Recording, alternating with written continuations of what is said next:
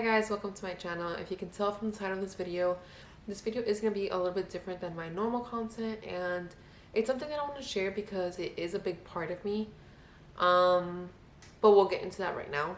I did want to start a Healing Diaries series. This was 100% inspired by this creator I watched, Selena. I'll tag her here. She's a first generation Latina who's working through her first generation trauma and things like that, and I just got inspired by it, so I want to do my own little series in my own version. But I want to preface by saying that I am not on the other side of healing. I am way beyond that point, or behind that point.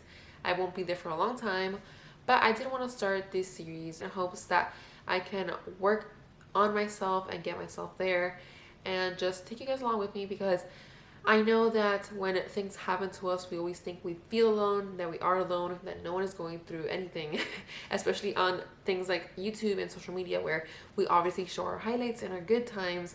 There's obviously the rest of our lives that are not highlights, that we actually go through stuff, and I just want to share that no one is ever alone when you're going through something, and you can always reach out to friends, family, even creators that go through the similar things as you. So before I go on, it is in the title of this video, but I want to make sure there's a trigger warning that if the topic of miscarriage triggers you in any form, just click out of this video. We'll catch up some other time.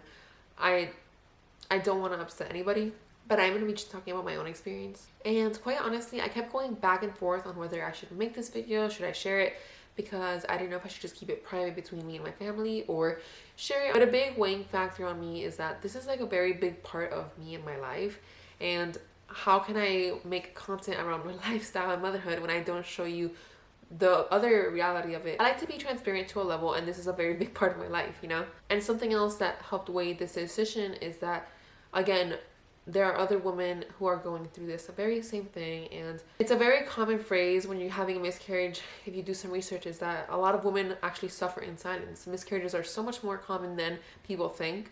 And just keeping quiet about it just is going to continue that stigma and that feeling, I guess, that we can't really go on and talk to people about it, and that you should be quiet because, as bad as it sounds to some people, as it's something that you never had, so how can you feel a certain way about it, you know?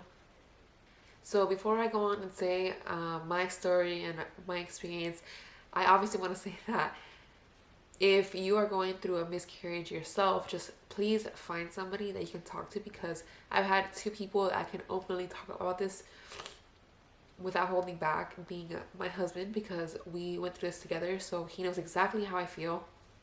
And then my brother, who has been my rock growing up, so he understands me and I can talk to him about anything. Having people to talk to about how you really feel and your emotions, whether it be sadness, anger, neutral, or whatever, I think is the most important thing. And if you really don't have anybody to reach out to, like friends or family, then I really recommend seeking a professional ear, you know, like a therapist. And that's something I actually want to talk about later, because I tried going to therapy, but we weren't a good match, so I want to go and find a new therapist. One more thing I want to say is that if you have tried out to reach people, I now understand that being on the other side, it's hard to not suffer in silence, because when you do speak up, a lot of times you may not get appropriate responses. I know people have really good intentions when they try to comfort you and say certain phrases, but a lot of times they actually backfire and hurt you even more. Common examples that happened to me was, everything happens for a reason, you're still young, so you get to have more kids. Hey, at least you have a healthy baby at home, so be strong and be brave for her. And while these are all meant with good intentions, and I understand that, when this had just happened to me recently and I was going through it, this was extremely hurtful, unhelpful, and it hurt me even more. And it made me feel like I couldn't open up to certain people more than I wanted to. So I just want to say that I also understand that sometimes you want to speak up and it's hard to. I understand that. But if you're able to find that one person that you're openly able to talk to, then that would be so helpful. So as for me, I did have a second trimester loss at 17 weeks. There's gonna be a lot of edits in this video because I'm trying to compose myself while I talk, but I did have a second trimester loss at 17 weeks. I found out I was pregnant in November, and I was actually 12 weeks along when I found out I was pregnant, which is kind of crazy because it's like almost the whole first trimester. And it makes sense because I was feeling sick. I just didn't take a test, but in the back of my mind, I felt like I knew I was pregnant. So I did eventually take a test, and obviously I was pregnant. And what worried us is that a couple days before I took the pregnancy test, I actually had some heavy bleeding for 2 days. And I honestly thought it was my period because since I was still breastfeeding, my period was very like irregular. So I thought, okay, it was my period, but then it was only for 2 days and then it was completely gone, which is not like a regular period for me at all. That's never happened to me. So I don't know. I took the test 2 days later, and I was pregnant. And I didn't think anything of it because I've read a lot that spotting during pregnancy is normal and all that stuff. But after thinking about it for like a full day, I was like, that's not spotting. That was a pretty heavy bleed. So we decided to just go to the ER, get checked out. And at the ER, they did an ultrasound. They confirmed that I was pregnant. So when they did the ultrasound, they saw that I had a subchorianic hemorrhage, which is pretty common during pregnancy apparently. And most women do go on to have a great healthy pregnancy and deliver just fine. But I unfortunately was in the small percentage that did not. I'm not sure why I wasn't placed as high risk when I should have been, in my opinion. But I did go on to see my OB like a week later, and again, she did say that it was large, but that I should be fine and I could continue all physical activity and such. Then the following Monday, I did do a little workout with a 7 pound dumbbell, and I remember lifting it, and I instantly felt that I was bleeding. So I went to the bathroom and I was spotting. And at that time, baby was still fine. I went to the ER. They found the fetal heartbeat. Everything was great. And honestly, I went to the ER so many times in these few weeks that everything happened because I kept spotting, and the doctors kept telling me that it's normal with my subchorionic hemorrhage. It's just gonna happen, you know. But obviously, being pregnant, seeing blood, it gets you worried. So I just kept going, and I didn't care. I would rather get checked out. And every time that I did go, the baby was fine. The baby had a heartbeat. But then one day I woke up and I went to use the bathroom. And I was peeing, but this feeling was a little different. It was like blobs coming out of you without you like pushing. It was like these blobs coming out without even pushing to pee. And then when I looked down, it was just a bunch of blood.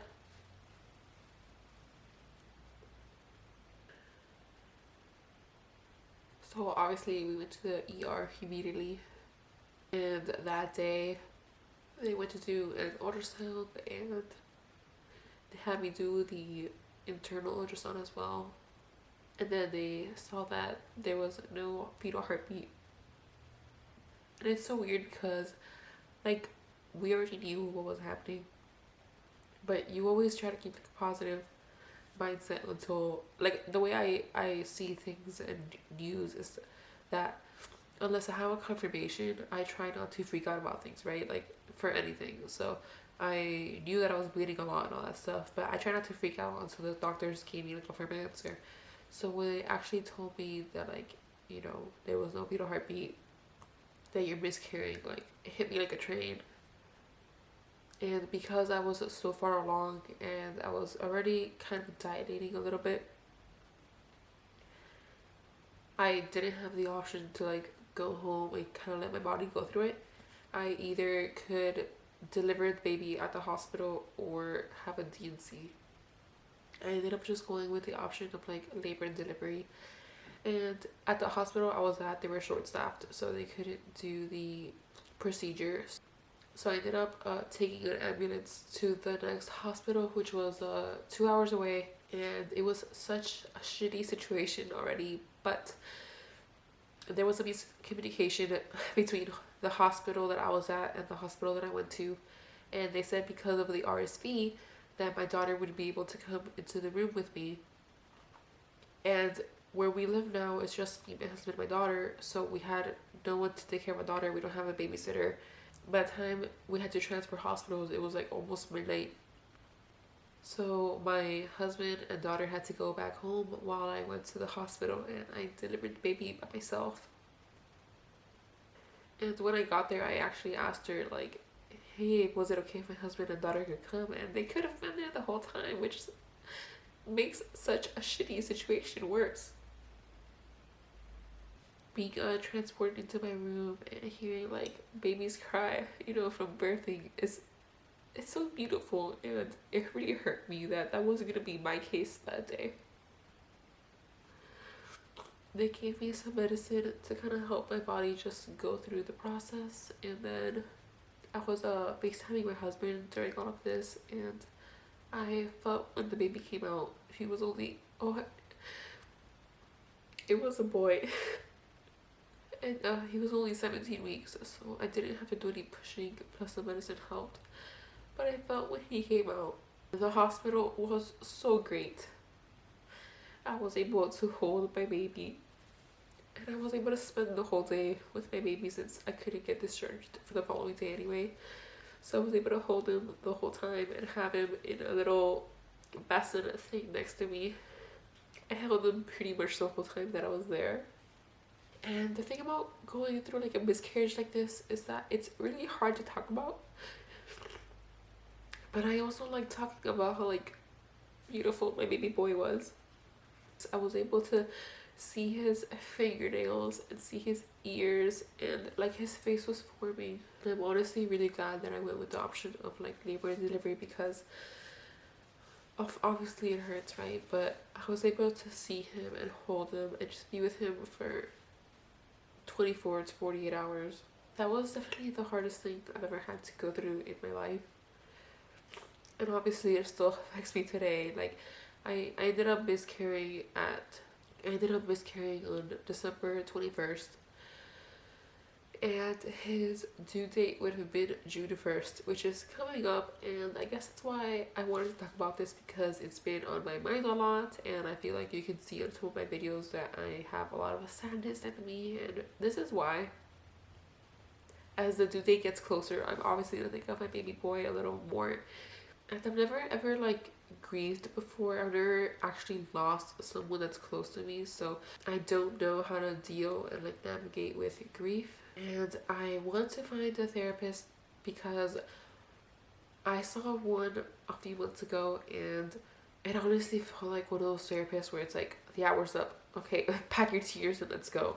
That's literally how I felt. So I've been wanting to find another therapist, but I've just been putting it off because I don't know, it's just one of those things that like, you have to do, but you don't want to think about it, so you just keep pushing it off and off. I don't think this is something that like you just heal from. I think time just makes it a little easier to deal with. And I'm never gonna forget my baby boy, neither do I want to. And something great that the hospital did is that they gave us like a little memento box.